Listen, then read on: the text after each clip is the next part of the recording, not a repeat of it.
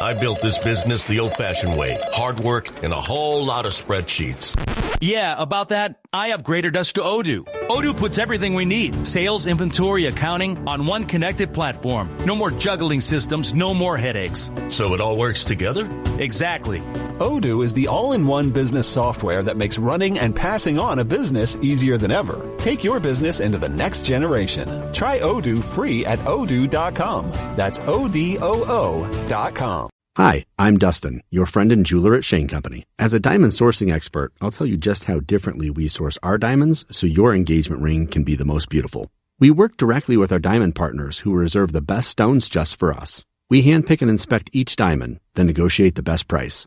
At Shane Company, we believe this is the only way to properly buy a diamond, because a friend goes the extra mile to make sure you get your dream diamond at your dream price. Visit us in store or at shaneco.com. Shane Company, your friend and jeweler.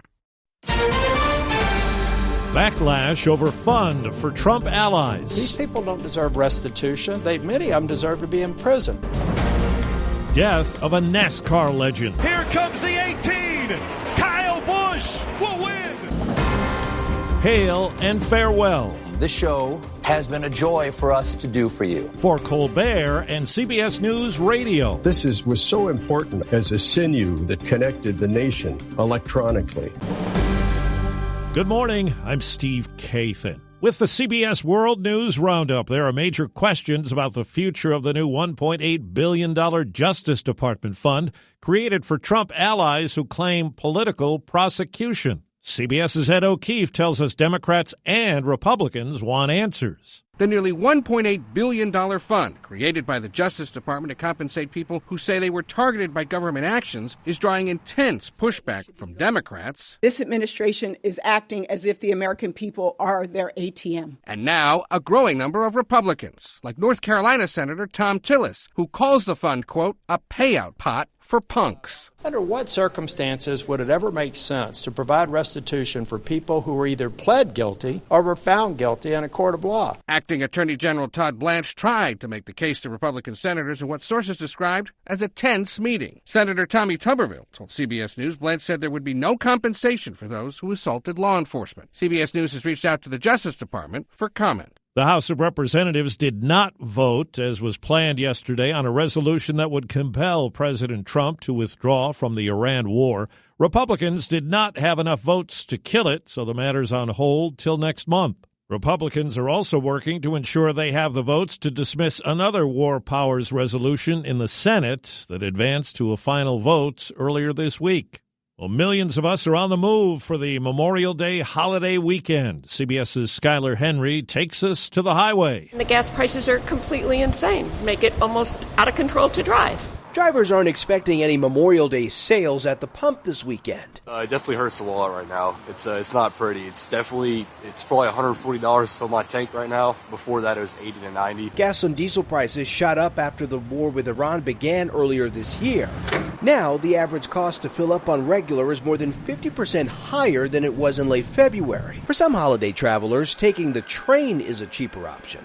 I'm definitely happy looking at how much more expensive gas has got that we booked this and we're already set on this. Tracking service Gas Buddy predicts the price tag could even reach a national average of $4.80 per gallon this summer. CBS News transportation correspondent Chris Van Cleve says it's busy at the airports, too. The summer has already started here on the ramp at DFW Airport. American expects it'll be its busiest ever, flying 75 million people. The pressure's on to get the bags and the customers where they're supposed to go when they're supposed to be there. Shannon Shepard and his team are working to make sure that happens this weekend. Every year around Memorial Day, it almost seems like things almost double. AAA is expecting a record number of Memorial Day travelers despite surging gas prices and rising airfare. While airfares jumped 21% in April compared to the same time last year, American expects to kick off the summer travel season flying more than 4.2 million people this weekend. CBS's Tom Hansen has more this morning on the death of 41-year-old racing legend Kyle Busch. Shock reverberating through the racing world after the sudden death of one of NASCAR's greats, Kyle Busch. Nicknamed Rowdy for his aggressive style on the track, the 41-year-old loved to win and hated to lose. He won more races across the sport's 3 national series than any other driver in history, with 234 wins. and clinched 2 Cup Series titles in 2015 and 2019. 11 days before he died, Busch radioed his team during the race at the Watkins Glen Cup Series. Can somebody try to find Bill Heisel? He's the Hendrick doctor guy. Tell him I need him after the race, please. I'm going to need a shot. According to the TV broadcast, he'd had a sinus cold, exacerbated by intense G-forces on the track. Yesterday, his family announced Busch was hospitalized and died a short time later. A cause of death has not been released. Busch's death came just 4 days after his final win in the NASCAR Truck Series at Dover Motor Speedway. Why do these moments never get old, Kyle? Because you never know when the last one is, you know. The kids really love that playhouse, huh? Yeah, it's not just a child's playhouse. It's a rental property. Kids, off Gary's roof. Someone lives in there? Lives, works, and thrives. Your Wi-Fi reaches all the way to the playhouse? We're Gagillionaires. It reaches everywhere. Can I check it out? Sorry, booked solid. But the treehouse just opened up. Live without limits. Get home internet from AT&T and cover your whole house. Even your playhouse turned rental property. AT&T Extended Wi-Fi coverage service required. Limited availability. Visit att.com/internet to learn more. On TV last night, Stephen Colbert brought down the curtain on the CBS Late Show. This show has been a joy for us to do for you. After 11 years of hosting The Late Show on CBS, Stephen Colbert signed off after disappointing a few celebrity audience members. I'm just curious when our interview starts. I have an extremely long poem I want to recite, and I don't want to run out of time. Paul Rudd stormed out. So did Tim Meadows and Bryan Cranston. Maybe I could be your last guest. The thing is that we already have a pretty special one lined up. The guy who got the honors? Hey, Steve, what about me? Paul McCartney, who invited Stephen to join him for a musical farewell. The former Beatle turned out the lights at the Ed Sullivan Theater for good. Deborah Rodriguez, CBS News, New York. Well, we are also saying farewell this morning. America's longest-running newscast signs off for the last time. It all began on March 13th, 1938.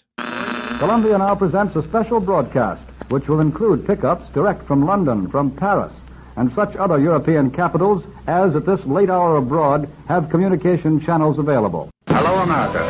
This is Edward Murrow speaking from London. Murrow and his band of correspondents in major European cities brought the world into American kitchens and living rooms as never before. Now here's Douglas Edwards with the CBS World News Roundup. Good morning, everybody. Good morning. This is Dallas Townsend with the CBS World News Roundup. Our history has always been important to us, and as CBS News Radio signs off today, too, we all leave with a sense of proud accomplishment and gratitude for our listeners and the great radio stations who've been part of our family. They will carry on. The best in radio reporting is yet to be. Good night and good luck. And goodbye. What if everything you learned in history class was only half the story? I'm Dr. Harini Bhatt, host of Hidden History. Every Monday, I go where history gets mysterious. Vanished civilizations, doomsday prophecies, paranormal phenomena, and events that science still can't fully explain. On Hidden History, I treat these moments like open case files. Not myths, not superstition, just incomplete explanations waiting for a closer look. Listen to and follow Hidden History, available now wherever you get your podcasts. As we leave now, let's go back to 1938. Robert Trout, the man behind the microphone on that historic broadcast, recalled it years later. Paul White, the news director, said, why don't we put a number of them together, a number of correspondents, and have a half-hour show. We have a half an hour free. We've seen a lot during our time here. Almost 10 years after the attack on America, the desperate hunt for the world's most wanted man is over. 2 major cities are now under lockdown. The fear is that coronavirus is spreading. The quake unleashed a huge tsunami, a seemingly endless wave of water. And have had some fun, too. After they do the stocks, the guy says, time on the roundup, 8 past the hour. Some 23,000 broadcasts since it all began. This last roundup was produced by Todd Weiss. Paul Ferry, who produced the broadcast for the better part of 2 decades, retired last year. Before him, Steve Bolton guided the roundup for some 20 years. Lucky to work with such great people. I'm Steve Kathan, CBS News. I knew about investing, but I really didn't know how to go about it. Meet Corey, a Wealthfront client. With Wealthfront, I could put money in, and it would automatically distribute it into a diversified portfolio. Then it starts to compound. The compounding compounds on the compounding. Just let it run, and it's great. Over 1 million clients trust Wealthfront. Get started at wealthfront.com. Client was paid $1,000 for their testimonial, creating a conflict of interest. Outcomes vary. Investment management and advisory services provided by Wealthfront Advisors, LLC, an SEC-registered investment advisor. Investing involves risk to principal regardless of the strategy used. Past performance does not guarantee future results. Get rewarded just for shopping with Simon Plus. Don't miss Memorial Day sales at Simon Premium Outlets and Mills. You can get points at scores of stores, access to exclusive offers, and exciting surprises. You've got an extra day off, so make it pay off with the best deals from brands you love all in one place. It's a summer kickoff thing. Join today at simonplus.com. Rewards program terms apply. See simonplus.com for details. Columbia now presents a special broadcast.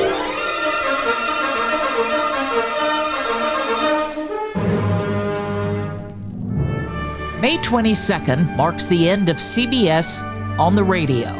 Over its nearly 100 years, CBS has helped define the sound of America. This is Edward Murrow speaking from Vienna. It's now nearly 2:30 in the morning, and Herr Hitler has not yet arrived. It has been there for wars and tragedy. 35 years of fighting in Vietnam are now ended. An airplane has hit the World Trade Center in New York City. And glories and triumphs. The moon age began less than 2 hours ago when American astronauts radioed from the moon, the Eagle has landed. For the next hour, we'll explore how CBS News Radio defined the very nature of broadcast journalism, pioneering real-time reporting that connected Americans to events unfolding around the world. In Los Angeles, in Chicago, in New York, in Washington, at the Kennedy Space Center, at the Foreign Desk in London, on the Champs-Élysées in Paris, Wiesbaden, Frankfurt, Weimar, Jena, and beyond, at the Vatican, in Athens, in Kyiv, in Moscow, in Jerusalem, in Amman, Jordan, in Baghdad, in Logar Province, which is just south of Kabul, in Islamabad, Pakistan, in Beijing, in Seoul, in Tokyo. I'm CBS News correspondent Cammie McCormick, and this is Good Night and Good Luck, a production of CBS News Radio.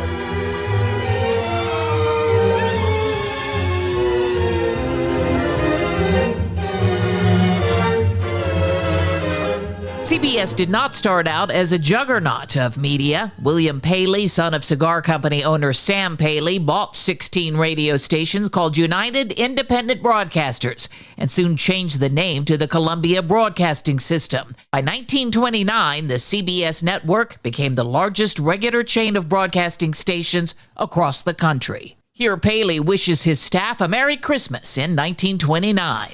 My best wishes are with you for the coming year. And in the spirit of cheer, let me add that I will endeavor to continue it at any time. News wasn't a major part of the network at its beginnings. Entertainment was the focus, with performers of the day, as showcased in this Bing Crosby excerpt from 1931.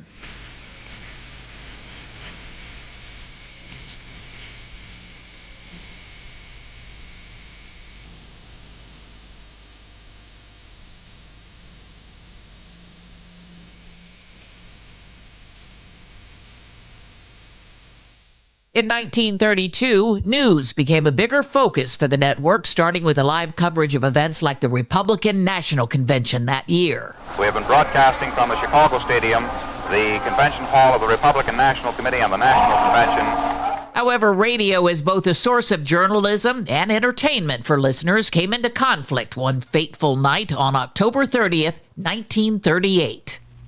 Ladies and gentlemen, we interrupt our program of dance music to bring you a special bulletin from the Intercontinental Radio News.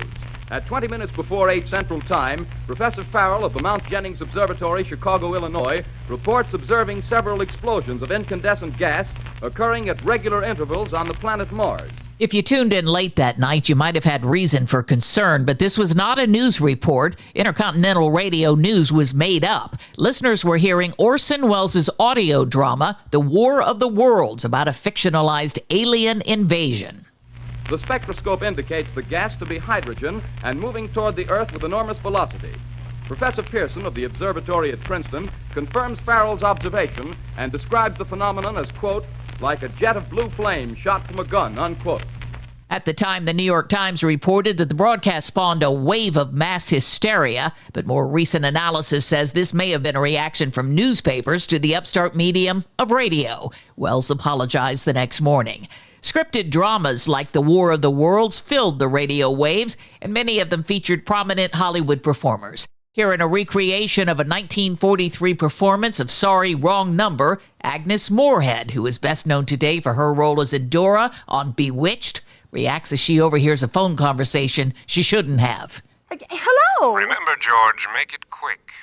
Our client doesn't wish her to suffer long. Oh. I'll use a knife, then. Yes, a knife will do very well. And remember afterwards, remove her rings and bracelets and the jewelry in the bureau drawer. Our client wishes it to look like simple robbery. I know. Don't worry. I never muff a job like this. Everything's okay. I never... Oh, how awful. How unspeakably awful. Sports was also a major part of the network. This excerpt from the last game of the season in 1939 even offers up a studio sponsorship. The first half of the fourth inning just concluded. There's no score in the ball game. And before the last half of the fourth inning gets underway, we're going to give you the lineups and then turn you over to your Wheaties play-by-play announcer, Walter Johnson. The biggest sports stars of the day appeared on air. Here's Babe Ruth defending the amount of publicity he received back in 1939 for visiting with sick children. Babe, you've had more publicity than the Prince of Wales. You like it? Well, I'll tell you about that. I wouldn't be human if I didn't like small write-ups for my home runs. But I don't like the paper to say that I see sick and crippled kids to get my name in the headlines. That's all wrong. I'm strong for the kids. I know them, and they know me. Publicity can't make a fella smack the old apple or play good ball. If he does that, he'll get publicity anyway. CBS played a key role in a phenomenon that would change how presidents could interact directly with the public. President Franklin D. Roosevelt addressed the nation in a series of radio talks, and CBS helped frame the broadcasts as intimate conversations by calling them fireside chats. Newsman Robert Trout first used the term suggested to him by Harry Butcher, a CBS vice president in Washington. Here's an excerpt from a fireside chat, including an introduction by Trout from October 12, 1937. Seated at his desk in the White House in Washington, the President of the United States addresses the nation in another of his fireside chats. My friends, this afternoon I have issued a proclamation calling a special session of the Congress to convene on Monday, November 15th, 1937. Any CBS radio retrospective has to include Arthur Godfrey. His more relaxed conversational style of broadcasting was a big change from those early big booming voices of radio's earliest days. Godfrey got his start covering President Roosevelt's funeral service in Washington on April 14th, 1945. God give me strength to do this.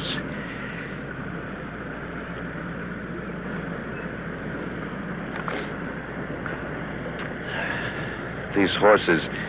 Now, here's the caisson beneath us now. And there is the flag-draped coffin.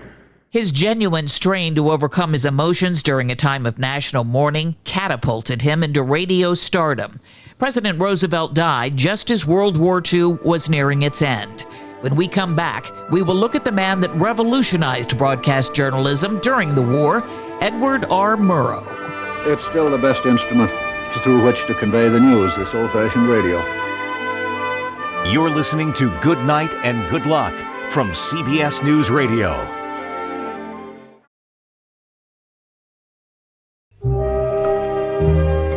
I'm CBS News Radio correspondent Cammie McCormick. World War II changed so many things, but at CBS, it changed how news was transmitted in many ways. Instead of newspaper reporters reading their stories into a microphone, CBS journalists were on the ground reporting what was happening as it happened. I left London early morning.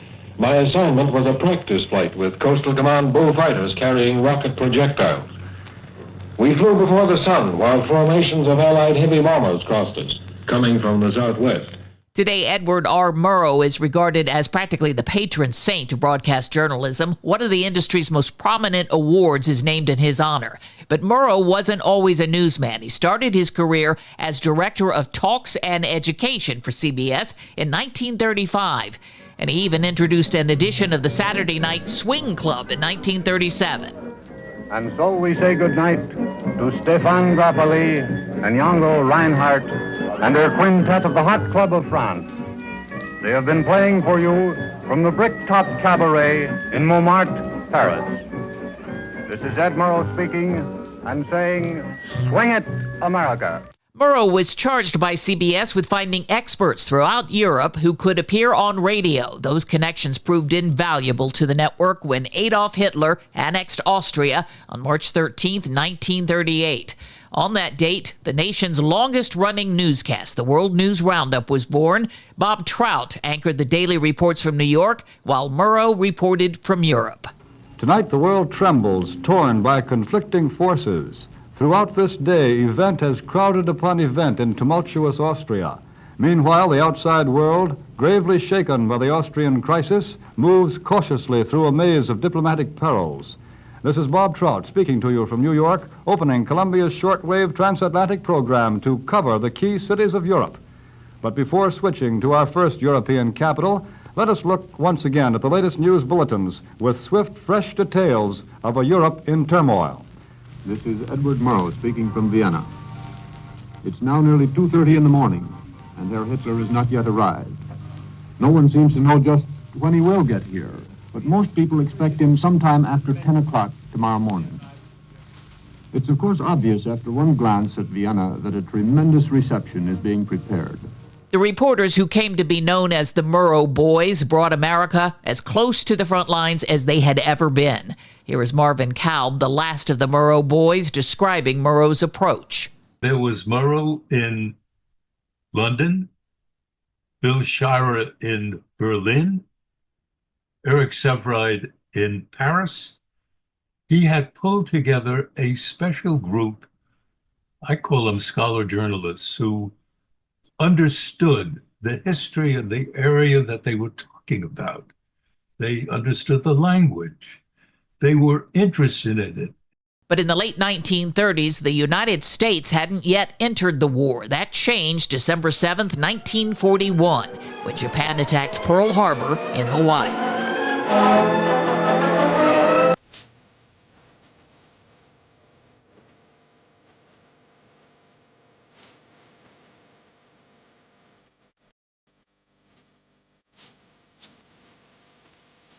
CBS anchor John Daly later remembered breaking the news on air. I was standing out there in the newsroom, looking over the machines, waiting for any last-minute things that came in, and this Pearl Harbor announcement hit, and I came in and broke into the Philharmonic concert to announce that Pearl Harbor had been attacked. Americans continued to be riveted by Murrow's reports from the front lines. This report from the bombing raids on Berlin became one of the most well-known accounts of the war. Berlin was a kind of orchestrated hell, a terrible symphony of light and flame. It isn't a pleasant kind of warfare. The men doing it speak of it as a job. Yesterday afternoon, when the tapes were stretched out on the big map, all the way to Berlin and back again, a young pilot with old eyes said to me, "I see we're working again tonight." That's the frame of mind in which the job is being done. The job isn't pleasant. It's terribly tiring. Men die in the sky while others are roasted alive in their cellars. Berlin last night wasn't a pretty sight. In about 35 minutes, it was hit with about 3 times the amount of stuff that ever came down on London in a night-long blitz. This is a calculated, remorseless campaign of destruction. Descriptions of the brutality of war did not end there. Edward R. Murrow was the first Allied war correspondent to report from the liberation of the Buchenwald concentration camp on April 12, 1945. When I entered, men crowded around, tried to lift me to their shoulders. They were too weak. Many of them could not get out of bed. As I walked down to the end of the barracks, there was applause from the men too weak to get out of bed. It sounded like the hand clapping of babies. As we walked out into the courtyard, a man fell dead. 2 others, they must have been over 60, were crawling towards the latrine. I saw it, but will not describe it. In another part of the camp, they showed me the children, hundreds of them. Some were only 6. One rolled up his sleeve, showed me his number. It was tattooed on his arm. D6030 it was. The others showed me their numbers. They will carry them till they die. Murrow thought some Americans might be skeptical or upset by his reporting on the horrors of concentration camps. I pray you to believe what I have said about Buchenwald. I have reported what I saw and heard, but only part of it. If I have offended you by this rather mild account of Buchenwald, I am not in the least sorry. Last of the Murrow boys, Marvin Kalb, said that Murrow always aimed to be succinct in life and on radio. Kalb recalls his visit to Murrow's office for his job interview. Behind his desk, as I recall, was a plaque on which was written, "If I had more time, I would write you a shorter letter. Cicero." By May, there was VE Day, and by August, the Japanese surrendered after the atomic bombings of Hiroshima and Nagasaki. Japan has signed the documents of surrender. In Tokyo Bay, aboard the battleship Missouri, the Japanese foreign minister put his signature to the paper ending the Second World War. This is Bob Trout in New York, switching you first to the USS Ancon. Coming up on Good Night and Good Luck, we look at CBS News Radio's coverage of the space program. He's done it. It's one small step for man, one giant leap for mankind. Plus, a conversation with CBS News business analyst Jill Schlesinger on the current state of the radio industry. I think that radio will continue. The radio system that has been created in the United States is a lifeline, especially in many of the areas that are not well served. You're listening to Good Night and Good Luck from CBS News Radio.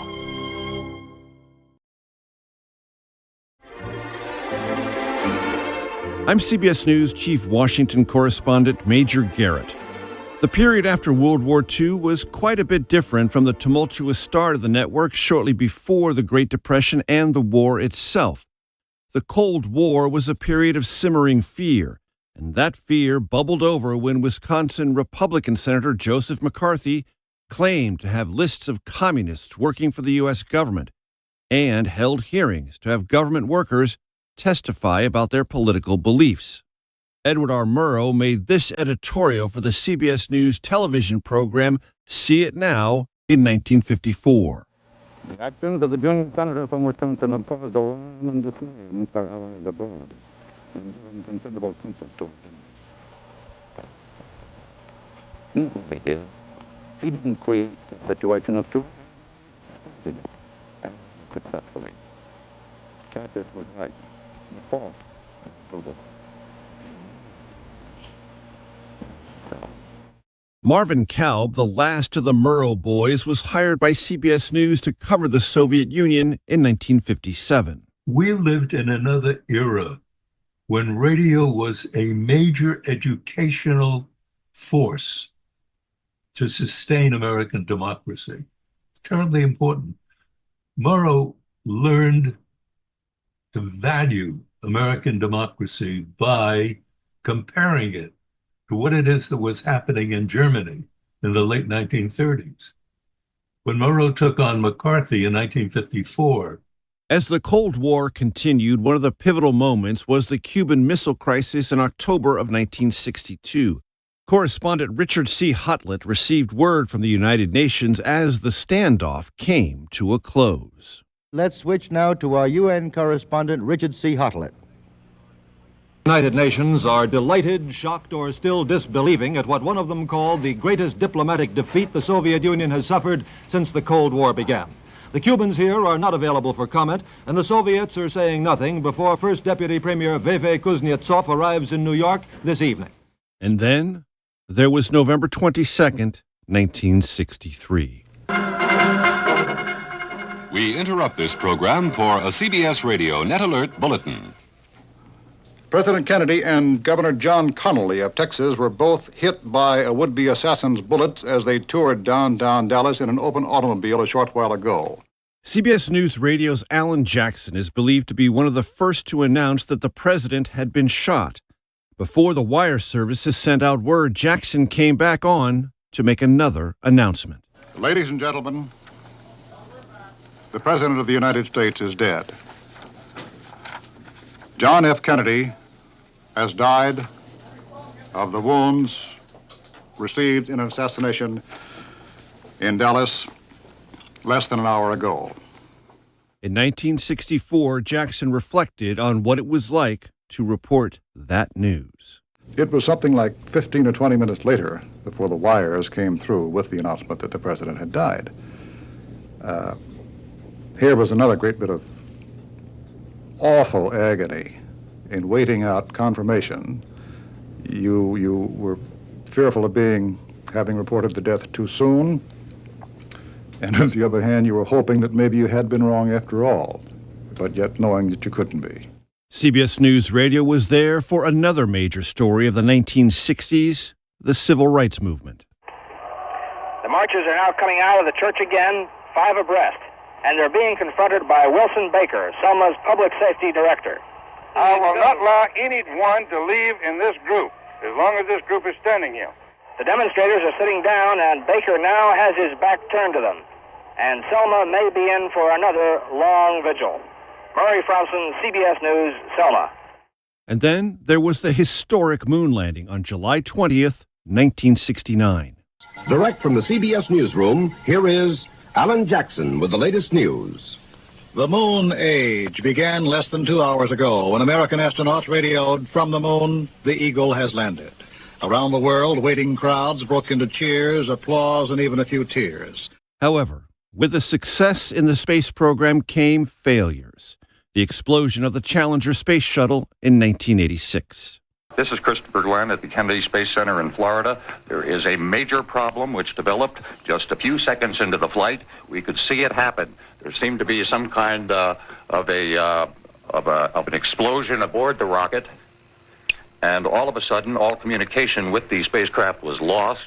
And the Columbia explosion. I'm Peter King, live at the Kennedy Space Center. Shuttle Columbia was supposed to be touching down here in about a minute, but we have not heard, or I should say NASA Mission Control has not heard a word from anybody aboard the shuttle. CBS News Radio was also there for the Persian Gulf War.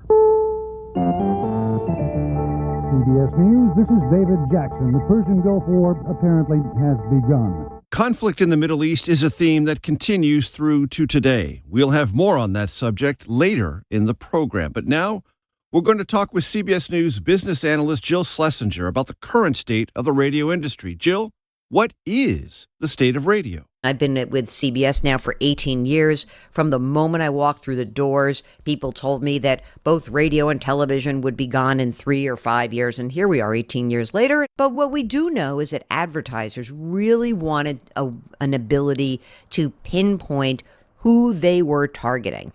And with digital advertising, you do get a much more specific drill down into who you are throwing your dollars at. And I think that that's truly been the transformation. So how does radio compete in that environment? When I think about radio today, and I think about me being on, 24 different radio stations every Monday, I know that people can actually really understand the power of that medium. But as somebody who is very early in the podcasting world, I don't reach as many people talking on my podcast as I do when I talk on the CBS network. This is the end of CBS News Radio. So naturally, the question comes, what's next? It's sort of a sadness for me because I really feel very much compelled by the way that radio has helped propel my own career. When I came to CBS, I was hired to help bring a digital platform to life. And the way that we really did that was to use terrestrial radio and linear television to kind of tell the world, hey, we've got a digital platform. And I continue to be a radio listener, consumer, and I am a huge podcast fan as well. I've long learned that don't try to predict. Up next, we look at a signature sound you've heard so many times, and then the attack that changed America forever. This is Good Night and Good Luck from CBS News Radio.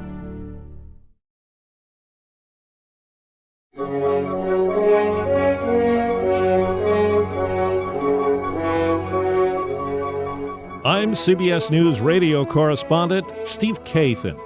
In a changing world, one thing that changed was our signature sounder for our top-of-the-hour broadcast. This is CBS News on the Hour. In the early days, previously recorded material of any kind was not allowed on air. After World War II, that changed. Listeners began to hear recorded reports, and in the 1960s, a signature sound of the newscast was born.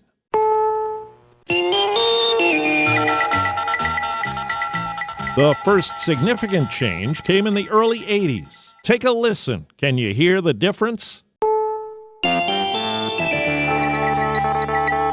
As we entered the 21st century, the sounder underwent a major overhaul, and not without some controversy. It was a more modern sound. The last change, a little more subtle, came about a dozen years ago. But there's one thing that never changed. That little chime, here we call it the bong, that means it's time for news.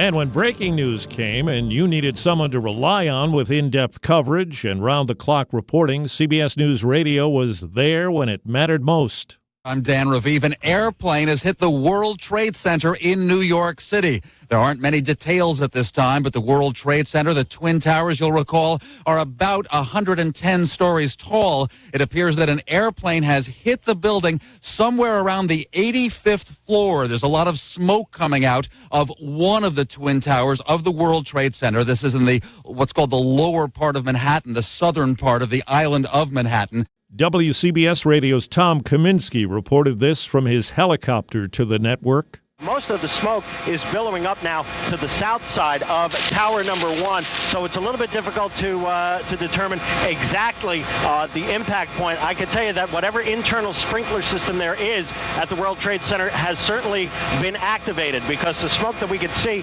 at the impact point is still very dark, but the smoke toward the top 10 to 15 floors of tower number 1, that smoke is now white, and a lot of windows have been blown out on all 4 sides from about 15 to 20 stories up on tower number 1, but certainly that smoke is now white in nature. So there are fire crews just screaming into this area from every conceivable direction. Not only were the Twin Towers hit, but soon after that report, the Pentagon was struck. And a plane intended for the U.S. Capitol was brought down by passengers in Shanksville, Pennsylvania. The 9/11 attacks led to military action in both Afghanistan and Iraq. Shortly after it was announced that U.S. forces had captured former Iraqi dictator Saddam Hussein in December of 2003, CBS Radio News correspondent Mark Knoller filed this report from the White House. First word that Saddam may have been captured reached President Bush yesterday afternoon at Camp David in a phone call from Defense Secretary Rumsfeld. Mr. Bush was back at the White House early this morning when he was informed a little after 5 a.m. that the information was firm. Saddam was in custody. And then, in the dead of night in Afghanistan on May 2nd, 2011, the evening of the 1st here in the U.S., there was news of Osama bin Laden. This is a CBS News special report. I'm Harley Carnes. CBS News has learned Osama bin Laden is dead. This is a headline we have waited a long time to be able to report, and we get the information from Stephen Hadley, the former national security advisor to President Bush, who has just told CBS News by telephone that he has it authoritatively, this is a quote, from the White House, that bin Laden has been killed. On the home front, CBS News Radio was on the ground in New Orleans as Hurricane Katrina devastated the region.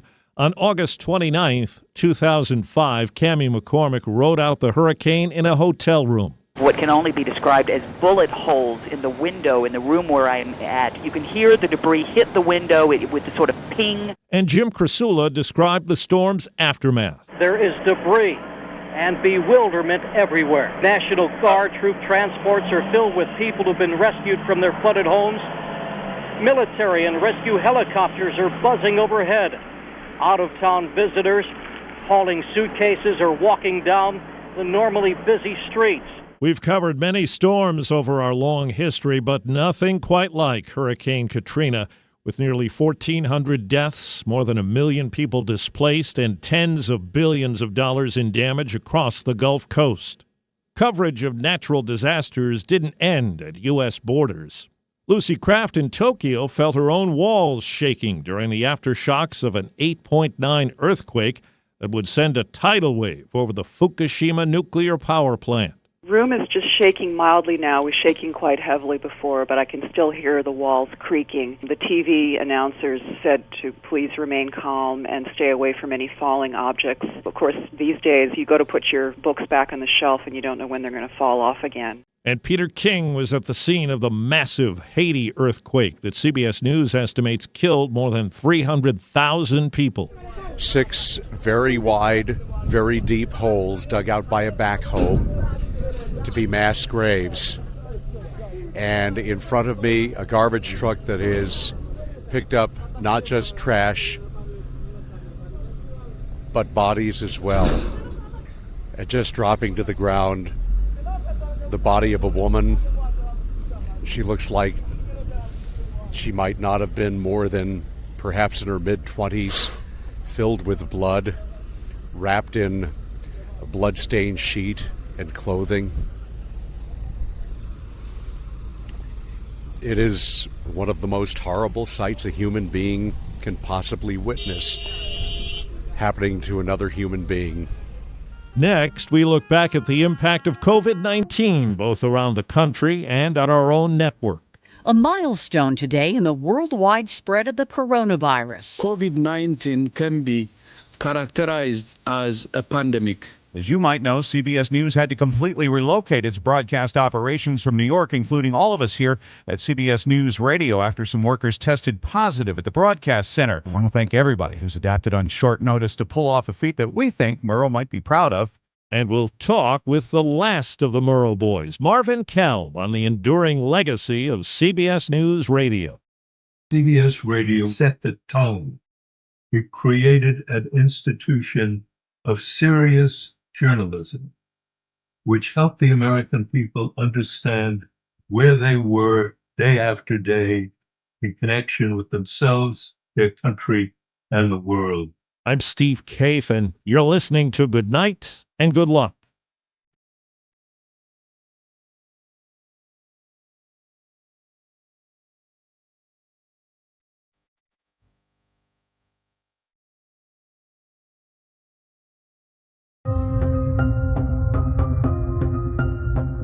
I'm CBS News Radio correspondent Steve Kaif.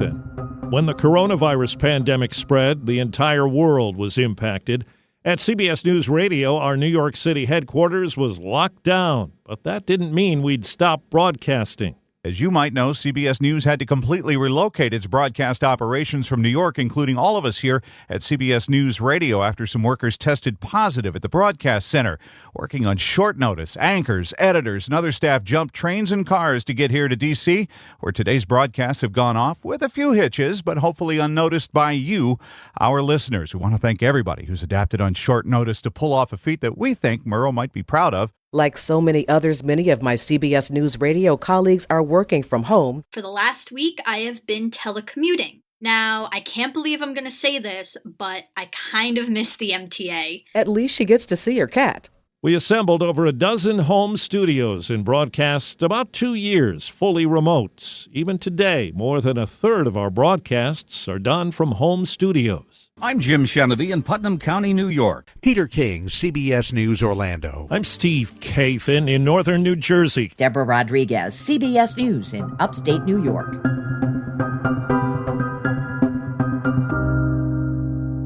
Veteran correspondent Steve Futterman has traveled the world for CBS News Radio. One of his last assignments for us took him to the Polish border with Ukraine, where he shared the harrowing stories of Ukrainian war refugees fleeing for safety. Some have gone to extraordinary means to make it here to Poland. 50 kilometers. Did you walk?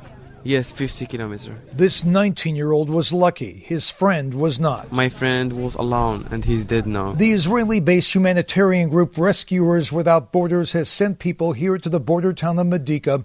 We saw one refugee being treated. He walked during 6 days. Now he's in very bad condition. The injuries doctors are seeing show the determination and desperation of the refugees. Open, broken legs. Broken legs, and they're still walking. They are still walking. They can. Steve Futterman, CBS News, Medica, Poland. For the latest on that Moscow situation, here's the story from Moscow by CBS News correspondent Marvin Kalb. The last official Murrow boy, Marvin Kalb, was hired by Murrow in 1957 to become the Moscow bureau chief. Western diplomats believe that the Khrushchev proposal today of withdrawing offensive weapons from... I recently spoke with him about his life, Ed Murrow, and the legacy of CBS News Radio.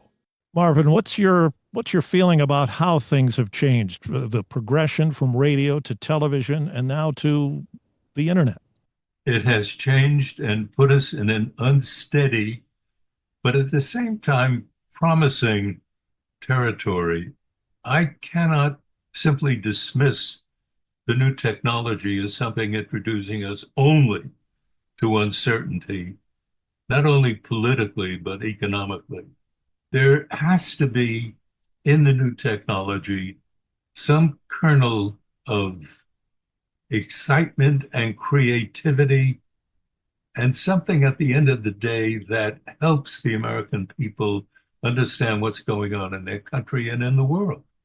However, while I do entertain that modest bit of optimism about the future, I must state my deepest concern about what has happened to American media. The kinds of stories that are run on major news broadcasts on occasion simply shock me because they are not serious. They're not an attempt to uncover something new. It's kind of scoops, but they're not really scoops. They're sort of something, if you waited an hour, you would have gotten anyway. My concern is that with the new technology, we have introduced uncertainty into our economics and into our politics. And I go back to the Murrow principle of linking solid, unencumbered journalism, virile journalism, unafraid journalism, with the maintenance of American democracy, one tied intimately to the other. And Murrow sort of very much put that in my mind, I think in the minds of most of the reporters who worked at CBS, and we did have a feeling we were doing something special. Marvin, at this point, I guess it's important to sort of encapsulate how CBS Radio News should be remembered. CBS Radio News, in my opinion, ought to be remembered as the institution born in the early days of what became the Depression in the United States, followed so quickly by World War II and then a series of wars. And for me, CBS Radio will always be remembered as not only my professional birthplace, that's unimportant. What is important is that it set the tone. It created an institution of serious journalism, which helped the American people understand where they were day after day in connection with themselves, their country, and the world. And it was done with class, and it was done with depth, and it was done with a sense of importance. The work was important. We were doing something for journalism, but more important, we were doing something for American democracy. Wise words from Marvin Kalb. And so, as we say our final goodbye, it seemed fitting to share these thoughts from the first host of the CBS World News Roundup, Robert Trout. Here he is in 1964, reflecting on the shutdown of one of the original CBS broadcast facilities, Studio 9 on Madison Avenue. Now that we have come to the end of our look backward, one point stands out. How much of the history of 3 decades went through this studio? How little of it we have been able to bring back in this space of time. So many broadcasts, so little time to remember them. Let us salute the words that, because time cannot be expanded, were not spoken again on this broadcast today. As the electric current dies and the microphones grow cold, as the lights are switched off. As the lights are switched off and our microphones go cold for the last time for CBS on the radio, we leave you with the words of Edward R. Murrow. Good night and good luck. Good Night and Good Luck is a production of CBS News Radio. Dustin Gervais is the executive producer. Jamie Benson is the creative producer. This program was presented by Cammie McCormick, Major Garrett, and Steve Kathan. Archives assistance was provided by Dave Plotkin, Wayne Cabot, and Craig Swagler. Special thanks to Gautier Giacomoni, Dwayne Tollison, and Megan Marcus. Thank you for listening to this presentation of Good Night and Good Luck.